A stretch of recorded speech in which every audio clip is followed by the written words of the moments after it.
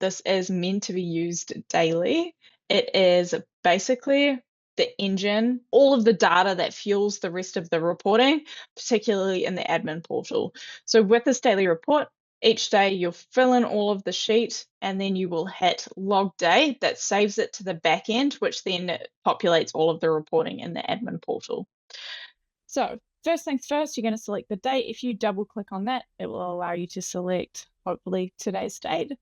If it is an event, you would fill in the event name. If it is left blank, then it will just be a normal day. For all of these sheets, basically anything red or pink is a box that you fill in. So I would fill in the manager name, number of covers, and then any notes here.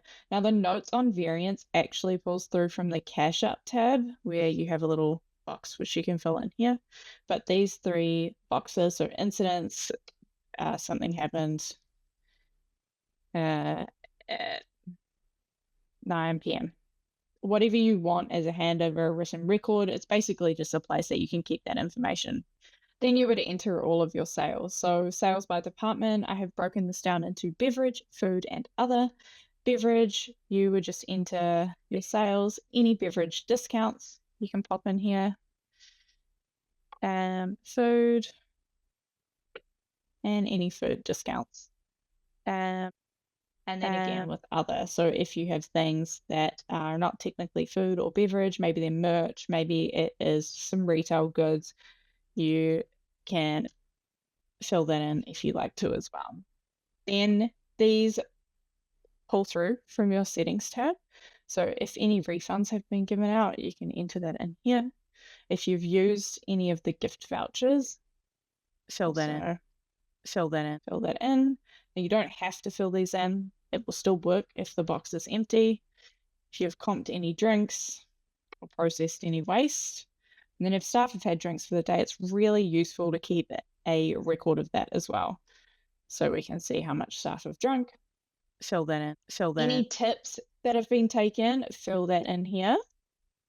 Fill that in. Now you have an option for the tips. If you actually have taken that cash amount out of the till, then just tick this box. And then when you're looking at doing your banking, it will deduct that amount, whatever that is here, this total, from the cash that you're banking for that day.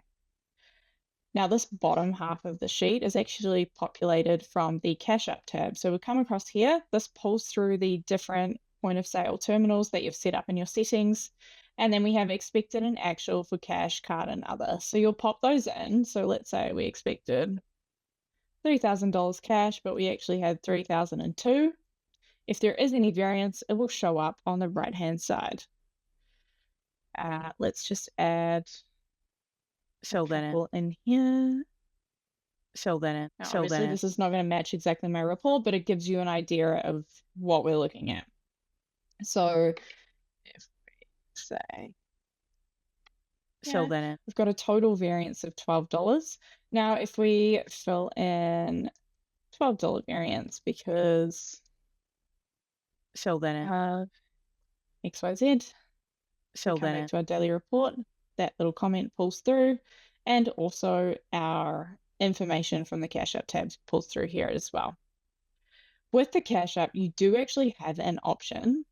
If you are somebody who, like me, is not great at counting cash, I've put a little calculator on the right-hand side, so it's nice and easy to count the cash just by entering the total tender type. So you can say I had 3 $100 notes, 5 50s, 10 20s, and so on and so forth. You can also detail your float down the bottom. So if we had a $300 float, it would show you how much cash, and then you can obviously type that in over here.